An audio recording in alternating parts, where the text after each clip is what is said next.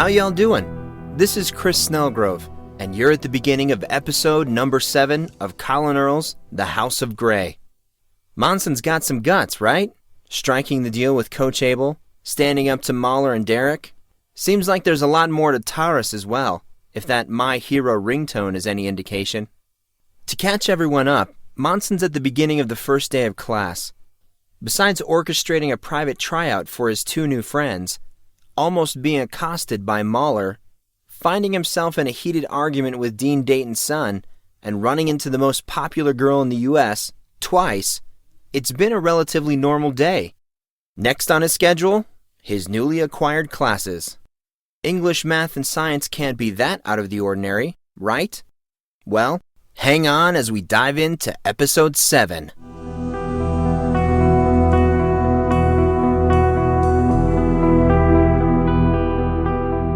Upon their arrival in their first class, the 3 boys took their seats at the back of the room. Casey and Artorius merely followed an already irritated Monson, who simply wanted to avoid bringing attention to himself. Of course, it being the first day, many of the students arrived early, waiting for the teacher, and were now talking in low voices. They waited in vain, however, as the start of the class came and went with no teacher, not even a hint of one. "Where is she?" Monson realized that he was whispering, although he did not know why, as there was not anyone in the classroom that cared if he talked. "I don't know, bro." Casey eyed the rest of the class, all of which were starting to get restless. "I heard she's a little weird. Maybe she's looking for some sort of dramatic entry. You know, music, lights, and such." "Oh, you'd love that, wouldn't you?" said Monson as he placed a binder on his desk. "You and your movie mania." "Of course, bro. I maintain that life would be a great deal more interesting if people broke out in random song and dance, supported by a laugh track." "You're insane. You know that, right?" "Ask me no questions. I'll tell you no lies." "That doesn't make any sense." They lapsed into silence, though the room was far from quiet, the students growing more boisterous as time continued to tick away. "Where could she be? Maybe she's sick. Isn't there like a 15-minute rule?" "This is BS. "Well, she'd better get here soon or she's going to have a mass walkout. Probably not the best thing to happen on the first day of class." "I'm sure she's coming." Artorius was flipping through his textbook. "My cousin told me that Miss Blake has a fondness of theatrics. Apparently last year she showed up in a gorilla suit." "Weird, bro.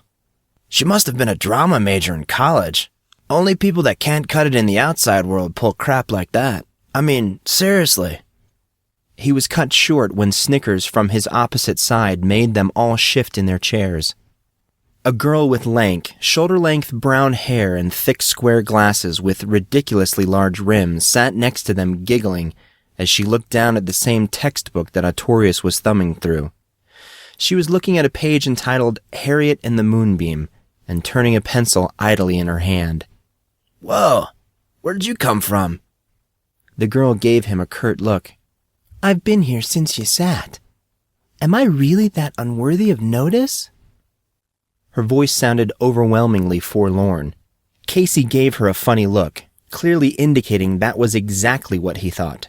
Monson punched him in the arm. "Ouch, dude. What was that for, Gray?" "You know exactly what it was for." Casey held up his hands. All right. I wasn't going to say anything." Monson turned towards the girl, looking for something to say. He saw the book she was reading. "So, do you like to read?" The girl did not answer at once. She continued to look at her book, then turned towards him. To everyone's surprise, she asked, "Aren't you the new Horenbier?" Her voice changed. Now it sounded frilly, girlish, and annoyingly high-pitched. She stared at his face with a mix of horror and wonder. This annoyed him. It annoyed him a great deal. Yeah." He studied the girl for a moment, staring into slightly protuberant eyes. "You look slightly familiar. Have we met?" "I don't think so." The girl gave him a coy little smile. "But I wouldn't mind getting to know you." She pushed her glasses farther up the bridge of her nose and followed with a slight wink. He turned to look at Casey and Artorius, searching for some kind of guidance. They said nothing and just sat staring on. With no guidance coming, he looked back to the girl.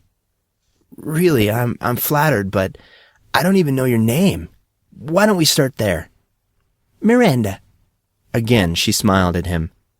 "Monson." He placed his hand on his chest. "This is Casey."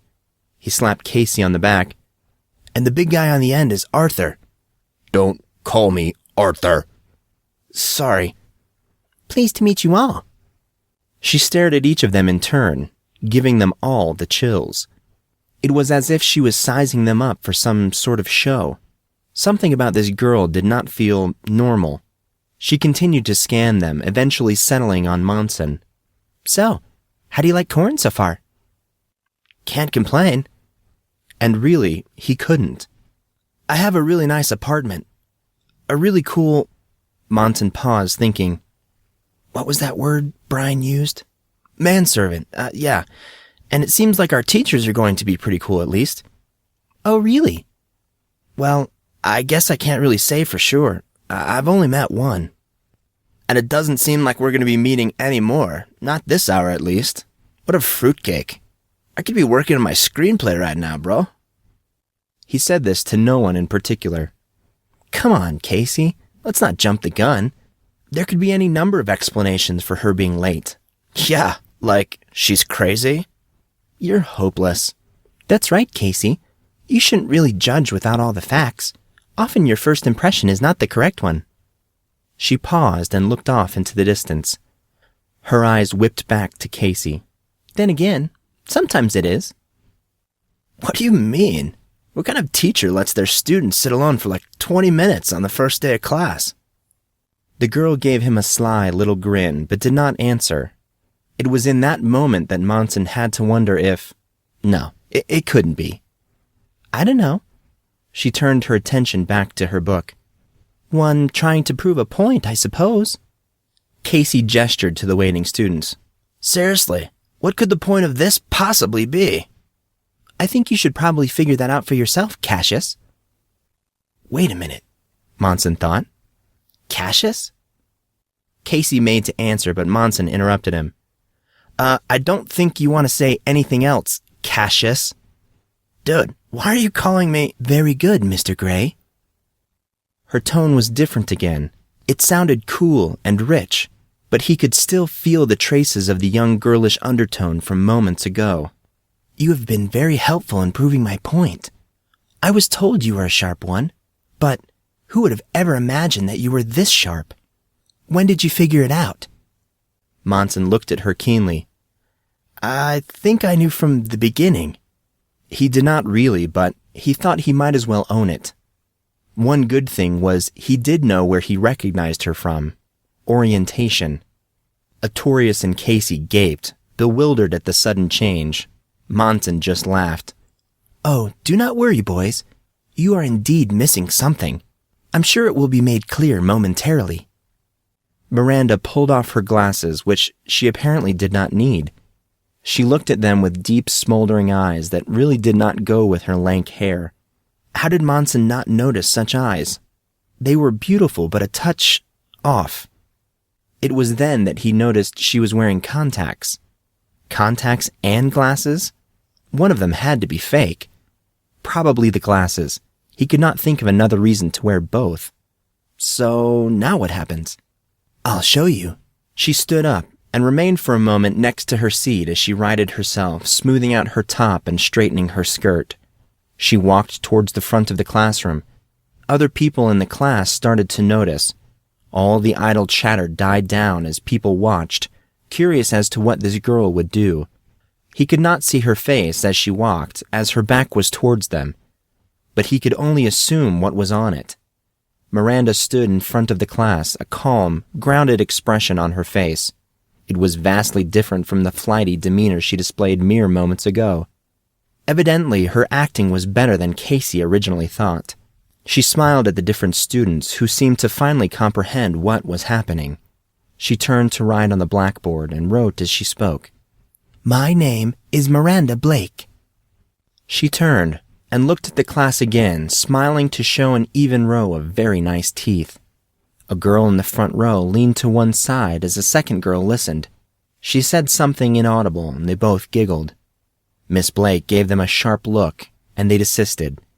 She continued, "You may call me Miranda. Any questions so far?" No one in the room spoke. "Excellent."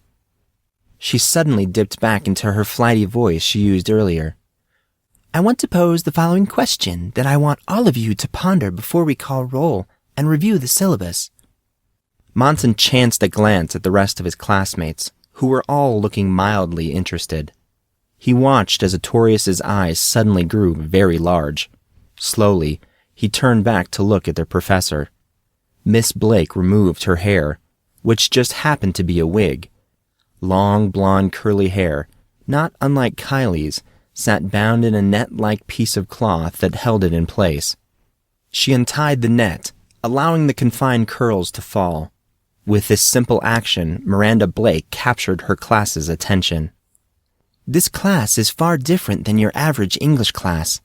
We, as pursuers of knowledge, will not only stick to the mere workings of literature or the mysteries of theater. Oh no, this class will be so much more. This class shall be about people, who they are and what drives them, and any other morsel we can gain of their innermost workings. You will not merely learn about writing or grammar. You will learn about thinking. You will learn how to attack problems on different levels, from the emotional to the analytical. Be prepared." She stopped there, taking in the looks of her astonished crowd. Mr. Gatt flashed through Monson's head. He wondered why. "Do not worry." She gave them all a wry smile. "It will all start to make sense, eventually." The remainder of the class was odd.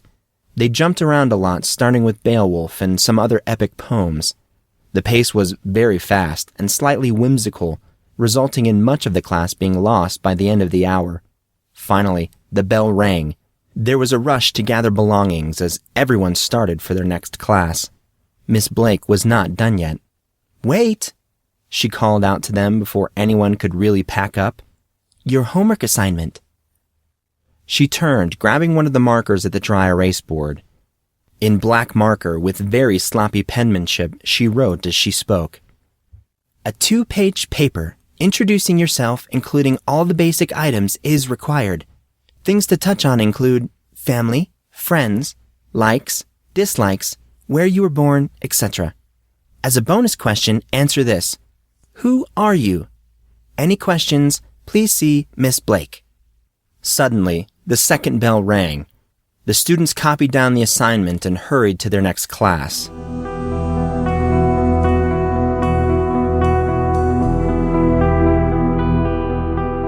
The rest of that first day, with all the classes, people, and interactions, was disjointed and distinctly new. Monson knew from his journals and fragmented memories that he had been homeschooled. Why that had been the case, he was not sure. He was not that far in the discourse of his journals. However, he knew that the traditional school setting was definitely something new for him. Despite his lack of memories, he felt that his next 2 classes were relatively, normal, at least compared to his first class. His applied mathematics class, taught by a sickly-looking but very nice woman, Sally Masters, felt like a necessary evil. The class was hard, very hard in fact. Sally herself looked like she was falling apart at the seams. He was almost positive that she was at least partially blind. Despite her appearance, Miss Masters was vigorous. Very vigorous. Vigorous to the point where she made people do push-ups if they answered questions wrong. Monson ended up doing a lot of push-ups that day. She also gave them a ton of homework. Next was science, which took the freshman students to the far side of campus. A massive building that doubled as the county's hospital housed one of the most advanced healthcare facilities in the nation. In this hospital, the students received a rare privilege of learning from a range of leading experts in both the social and physical sciences. Apparently, Korn's opinion was, since there are so many fields of science, that Korn students should receive guidance from the best in each of those fields. He learned that for their first few weeks, Professor Scott Lucas, a bioengineer from the University of Washington, would handle their biology credit, while Henry Cast, Ph.D., Professor Emeritus at Bowling Green University, would lecture them on basic sociology. The two professors were very knowledgeable, without a hint of personality. It was all very impressive, yet it was so boring, dude, yelled Casey as they walked out of the building an hour and a half later. Monson looked around, hoping they were far enough away that no one would overhear them. Luckily, he only saw students. Ugh! If we have to sit through another one of those lectures, I might have to take myself to the top of Mount Rainier and jump off it. Well, that's just silly. Don't try and stop me, Gray. I have no intention, Casey, of allowing their artistic repression, Casey, to dampen my poetic spirit. Casey! Casey abruptly stopped talking. What? I don't plan on stopping you. Huh? I said, I don't plan on stopping you. Casey looked baffled at this. What do you mean you don't plan on stopping me, bro? Monson gave him a token sigh. If you want to throw yourself from off the top of Mount Rainier, I don't plan on stopping you. I was just going to say that any of the buildings here would suffice for a venture of that type. You only need a couple of stories to fall from, especially if you go head first. Driving all the way to Mount Rainier? Now that would just be a waste of gas. They looked at each other and without warning started to laugh. Dude, Molly was right. You are a smartass. Others joined, which surprised Monson. It seemed that already Casey was very popular. Actually, people who did not even hear their exchange started to laugh, including a girl with short, sassy brown hair and light brown eyes. She smiled at them as she passed and made eye contact with Monson. He could not help but notice how calmly she was looking at him. She merely looked interested, curious even. She did not exhibit an ounce of fear or disgust, which caught him off guard. This was shocking, but even more shocking was the current look on Artorius' face. Who's that? He turned to look at Monson. Gray, do you know her? Can't say I do, man. She's really pretty. Monson started to reply, but stopped when he noticed a strange glint in Artorius' eye. Artorius advanced very quickly, leaving Monson and Casey in the middle of Casey's adoring crowd. Monson turned towards Casey, speaking quietly. What on earth was that about? Casey looked a little uncomfortable. He shook his head. Artorius, man. The dude wants a girlfriend. Monson waited, thinking that surely that could not be all there was to it. But Casey said nothing else. Wait, he wants a girlfriend? Yeah, bro. He wants a girlfriend. Is there something I'm missing here? It's a long story, dude. I think there's enough long stories between the three of us. I'll take your word for it. That would be best.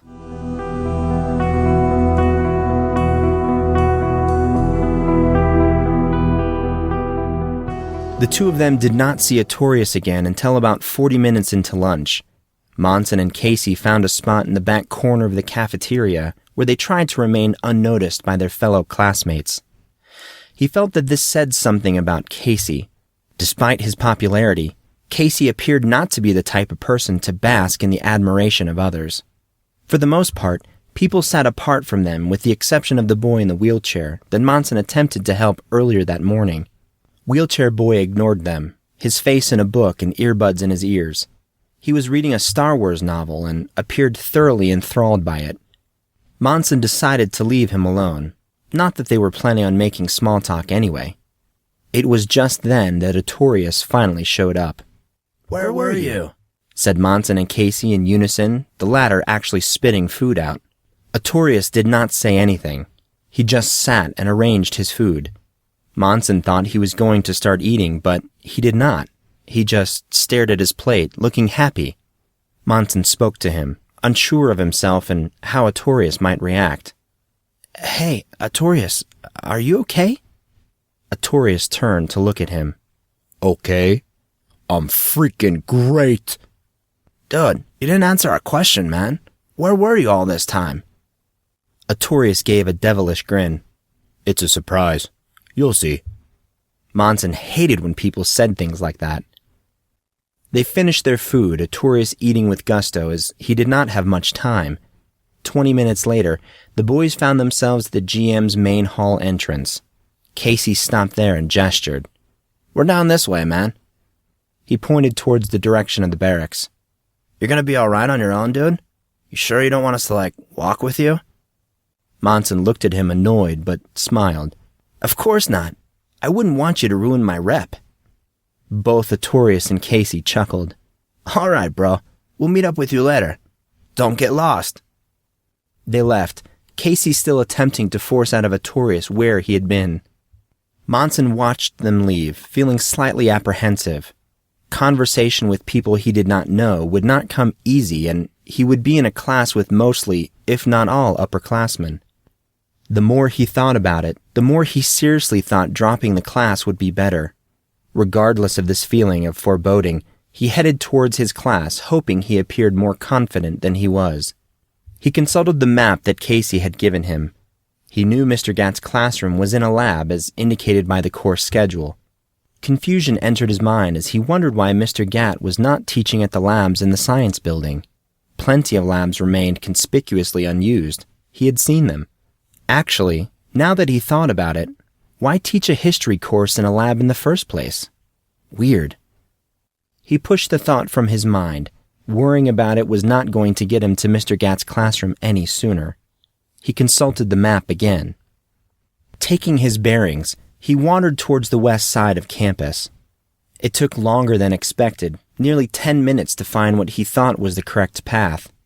This was chiefly due to his constant map checking and Corrin's outrageous size. Finally, he neared a small brick building surrounded by a grove of trees and a bush fence.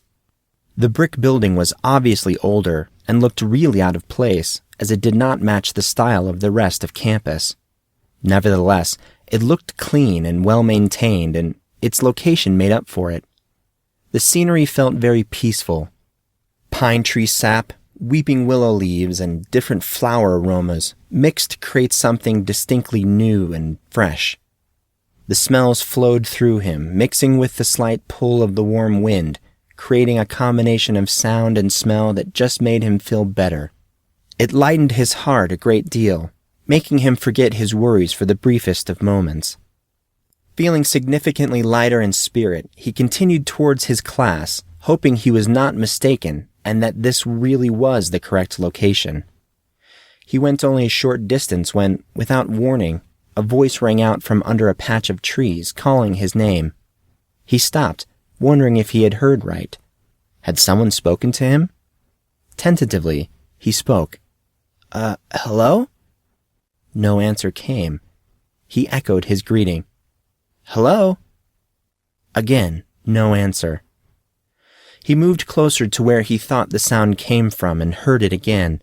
A beautiful voice rang out, clear, clean, and musical, almost like the voice itself was creating its own harmonizing notes. He moved, following the pitch and rise of the music. Finally, he stopped and peered through the draping branches of a willow tree surrounded by a pale blue flower. He saw a girl with long, dark hair kneeling forward, her hands on her knees maybe 50 feet in front of him. It appeared as if she were gardening, singing a light song as she worked. He wished he could make out the words as he found the melody very appealing. Although he was standing near enough to hear her voice, he was too far away to hear the actual words. He continued to listen, finding his mind lapsing as if his thoughts were skipping a beat. Suddenly, the girl stood up. "Oh no!" he thought as he pushed himself behind the tree. Luckily, the girl did not turn his way. She must not have noticed him standing there. Something odd crept over him. A feeling, similar to the one he felt at orientation, again touched his core. This one felt far weaker, but it was the same. He knew it. His attention turned back to the girl. Sadly, she stopped singing and paused, brushing off the tail ends of her skirt. He chanced a look, hoping to see the girl's face. He wanted to know who she was. "What are you doing?" Monson tried to turn too quickly and slipped, literally falling on his butt from shock. It hurt. Embarrassed, he turned to see a boy in a wheelchair staring at him with mild interest on his face. Monson recognized him immediately. It was the same boy that sat so close to him during lunch, the one he had offered to help earlier. He cringed, thinking about their first encounter. He looked at him keenly this time, taking the chance to notice him properly, completely forgetting he was still on the ground. A vibrant person, the boy had dirty blonde hair, light blue eyes, and soft features. His eyes, cheekbones, and brow were very subdued. He was almost girly. Monson made a mental note not to say that. Beyond this, the boy's eyes projected something of his strengths, and he could see a single, overbearing, all-encompassing feature shout from his countenance. Intelligence. Overwhelming intelligence. Monson's vision blurred as he looked into the boy's eyes, which forced him to blink. Monson waited for the reaction to his appearance. The boy's eyes did not even flinch, but he sensed a certain degree of remorse. He heard rushing from the direction of the girl and stole a glance over his shoulder. She was gone. He turned back and finally answered the question. Yeah, that wasn't what it looked like." The boy smiled at this, looking amused. "So, you weren't really spying on that girl?" Monson thought about it for a moment, then shrugged. "Okay, maybe it was exactly what it looked like. At least you picked a cute one." The boy looked close to laughing. He shrugged again. "I wouldn't know. I didn't see her face." "Too bad for you. Shall we go?" The boy turned abruptly, moving his chair with amazing speed. Shocked by the sudden end of the conversation, it took Monson a moment to understand what had just happened. By the time he snapped out of it, the boy was already quite far in front of him. "Can chairs really go that fast?" he thought. He scrambled after him, not even taking the time to tidy his now thoroughly disheveled clothes. They moved quickly up the path toward the front door of the building. As they neared the entrance, he hesitated, not knowing if the boy would accept his help this time. He decided it did not matter and rushed forward, catching the door handle and swinging it open right as the wheelchair rolled through it. "Nice one, Grey." The boy in the wheelchair continued rolling down the hall.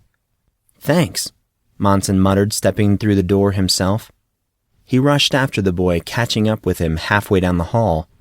"Wow, you're really fast in that thing," Monson stammered through his puffs of air as he was barely able to keep up with the rolling chair.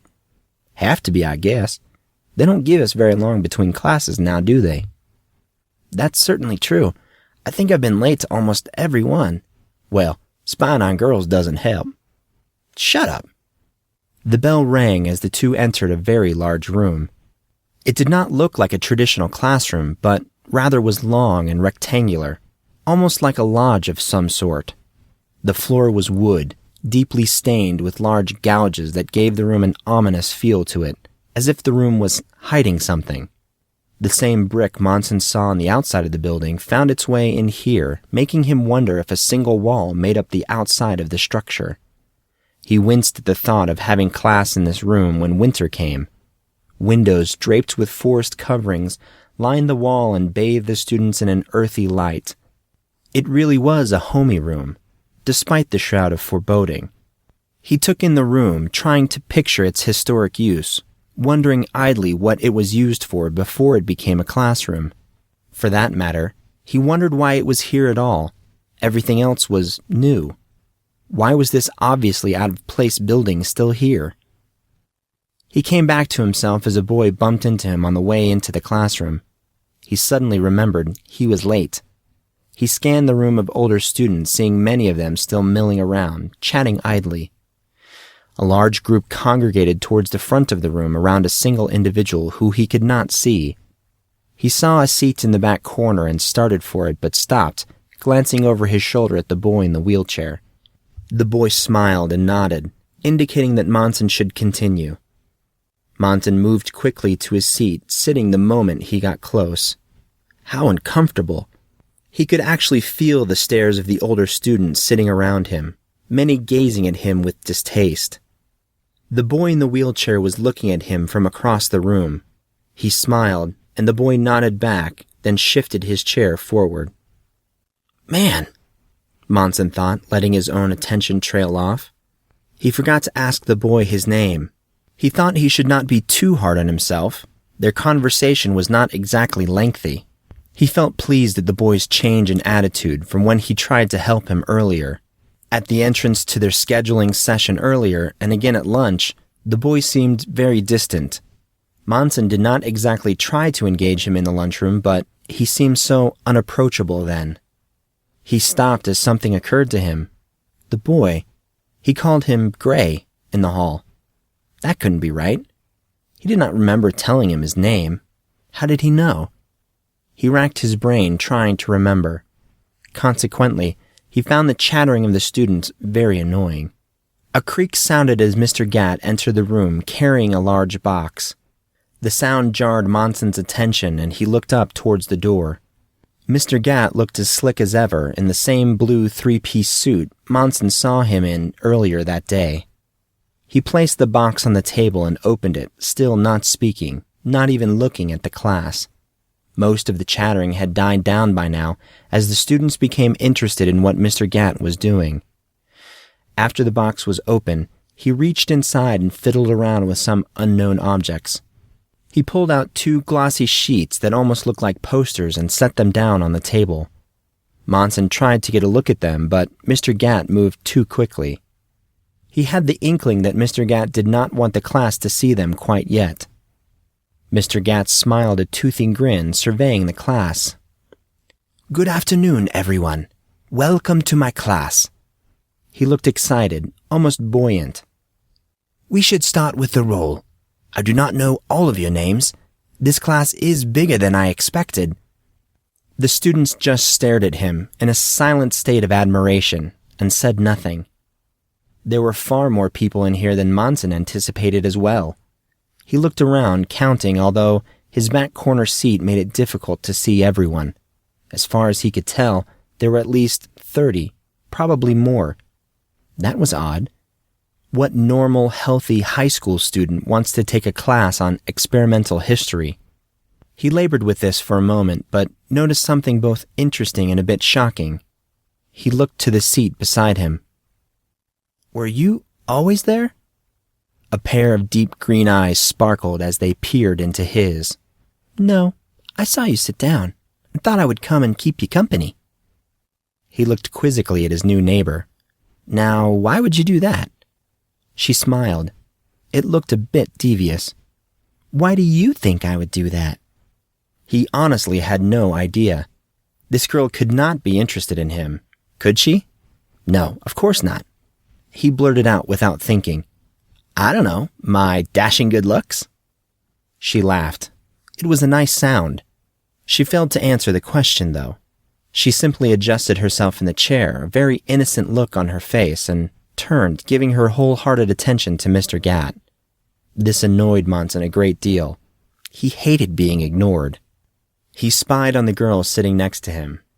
Taurus green, bottomless green eyes, long strawberry blonde hair, and a demure, creamy face. She was smoldering, like being near her alone could overpower you.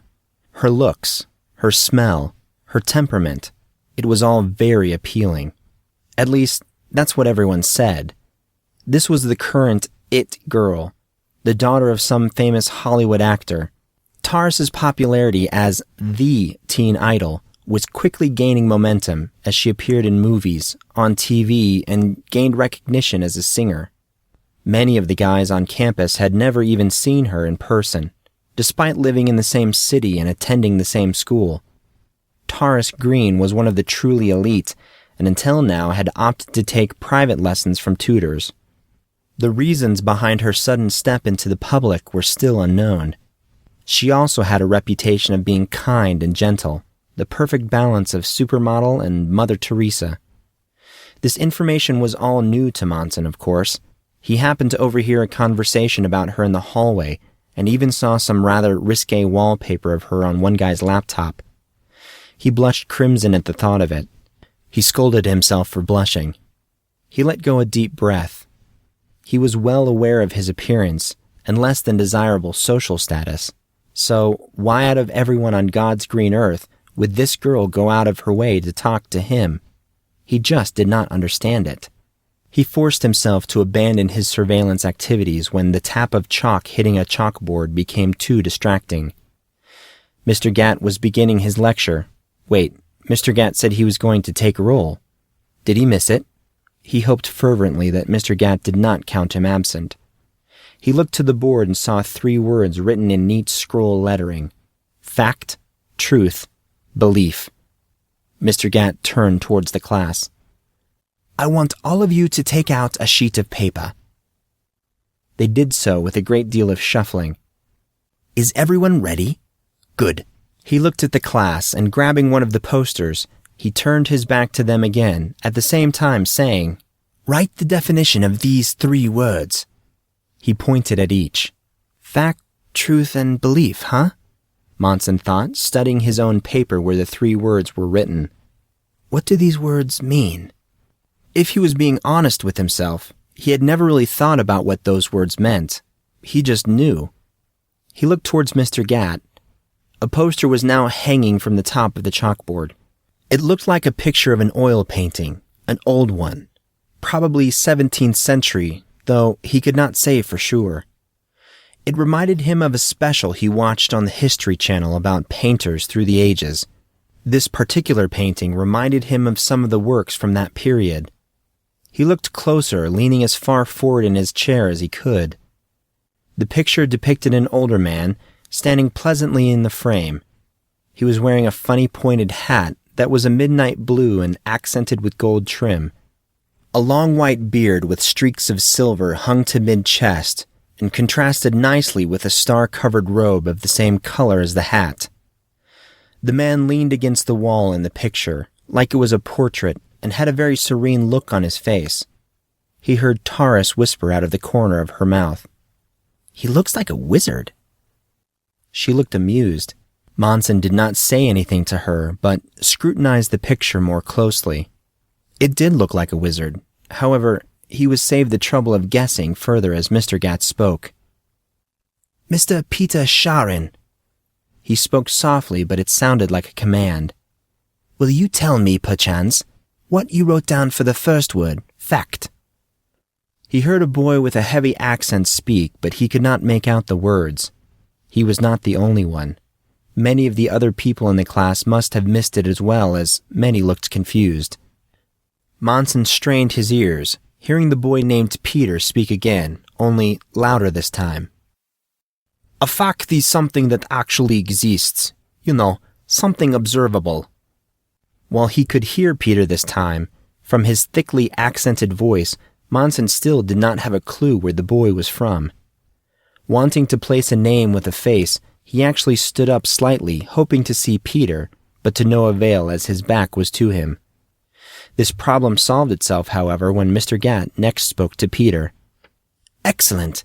Will you come and write your answer on the board? As Mr. Gatt held out a piece of chalk, Peter stood up reluctantly and walked forward, taking the chalk in his hand. He wrote his stated definition in neat, curly-Q handwriting under the word fact. Peter handed the chalk back and started to return to his seat. Monson recognized him instantly. He was one of the boys who had held him up in the halls earlier that day. He felt a lurch in the pit of his stomach. This could be bad if some of those other boys were in here as well. Mr. Gatt was not done yet. Derek! Mr. Gatt gestured towards the front middle row of students. What about you? What is your definition of truth? A smoothly arrogant voice shot out from the rows of students. Monson grimaced. No, it couldn't be. What are the odds? He thought to himself. Derek was already answering. I think truth is a relative concept. There's no absolute truth or fact. But if I had to come to a real definition, then I would say truth means conformity with fact or reality. To follow truth is to follow fact or reality. Monson gaped at the answer. It was deep and insightful. Maybe not totally correct in his opinion, but it was outside the box of normal understanding. He thought back to his encounter with Derek in the hallway. The older boy had come across as such an idiot. It was quite obvious that he was not. Mr. Gatt also looked pleased with the answer. He smiled, almost wickedly, as if he had forced Derek to give this answer. "Interesting answer, Mr. Dayton. Will you write that on the board?"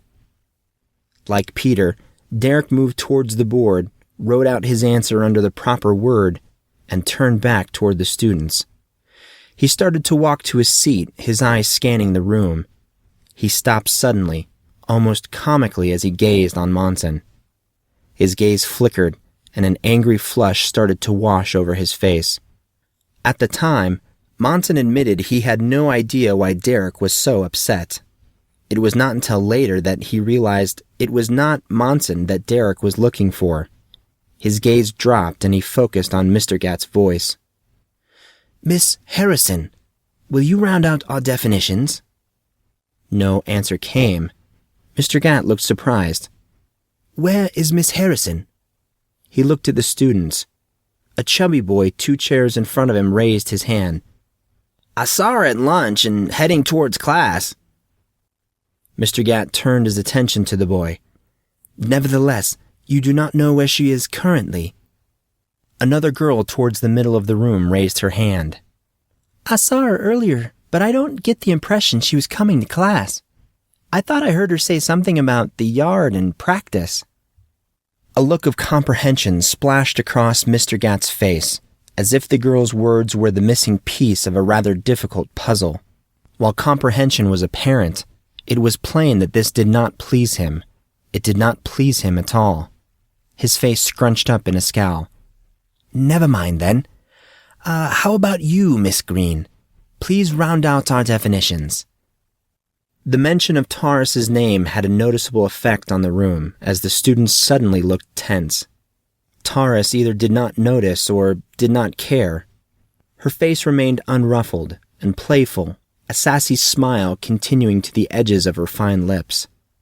She stood up, moved to the front of the class, well aware that every boy in the room was staring at her, hearts in their eyes, while every girl did their best to maintain their self-confidence in the midst of royalty.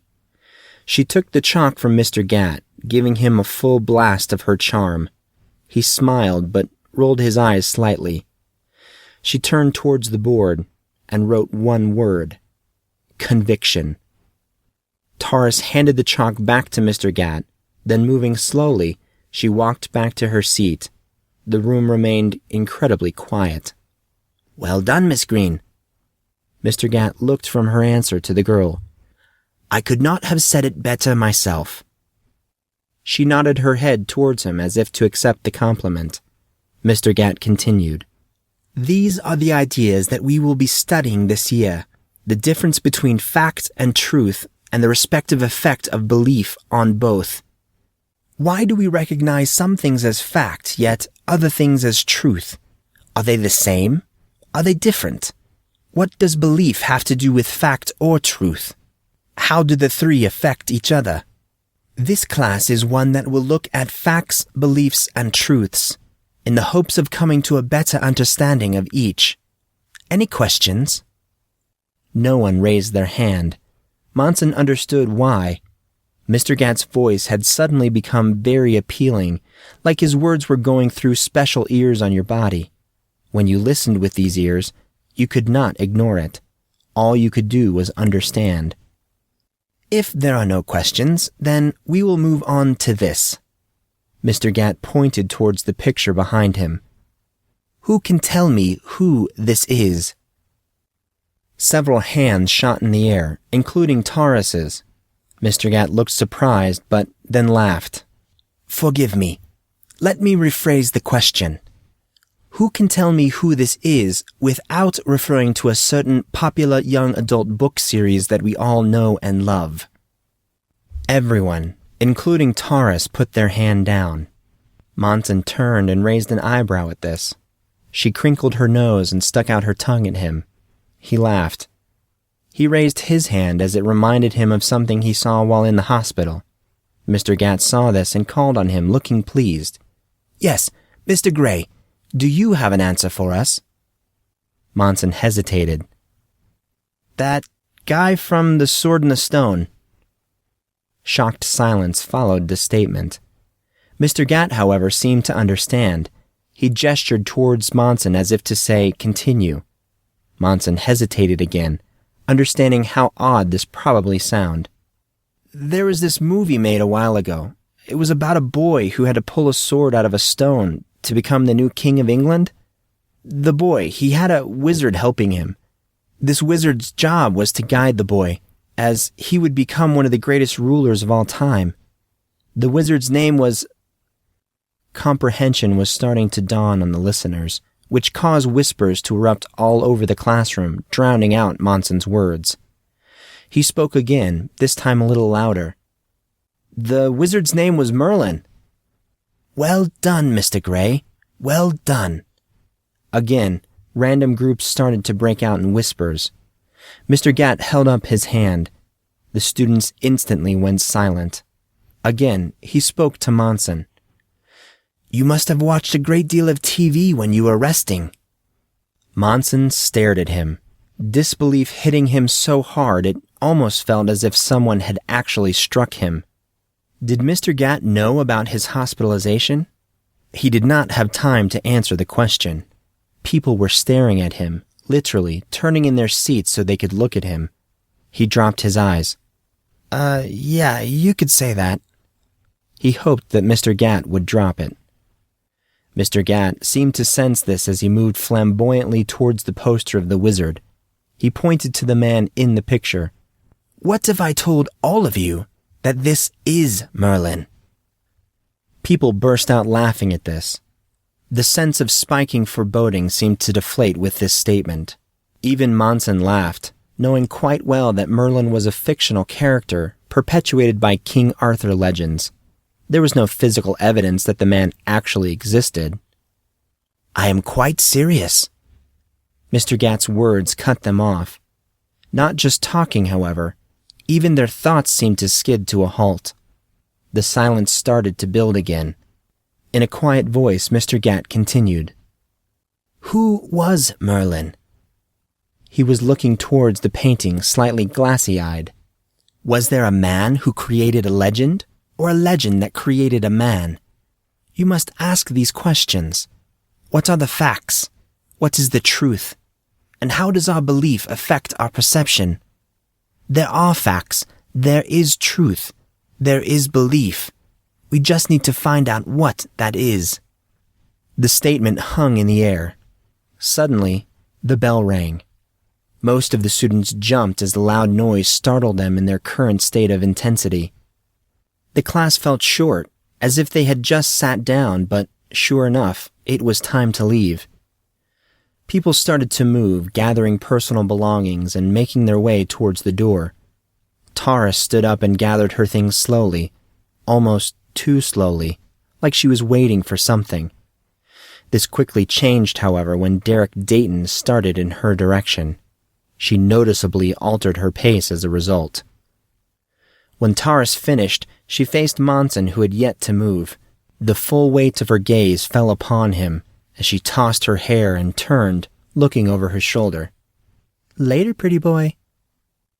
He just stared after her, as mystified by her behavior as ever. Derek gave him a really nasty look, then gave chase. Finally, as he was the last person in the class aside from Mr. Gatt, he grabbed his stuff and walked towards the front of the room. As he neared, Mr. Gatt spoke. "So, tell me, Mr. Grey, what do you think?" His voice was pleasant but strangely curious. "Interesting. I'm curious where you're going with all this." Mr. Gatt smiled. "As you should be. Be prepared, Mr. Grey. This is, as they say, gonna be one hell of a ride." Monson's jaw dropped at the expression. That was unexpected. With that final remark, Mr. Gatt walked away, leaving Monson in his wake. Monson stared after him and felt like he was starting to understand why so many people were in this class. Mr. Gatt truly was like no one he had ever met. You've been listening to the podcast-only novel of The House of Grey by Collin Earl. For more news, information, and updates, please visit houseofgreybook.com. Music by Figure of Fiends. Visit the band at myspace.com/Figure of Fiends. Cover art for the House of Grey provided by James Thane. More information at THAYN.net.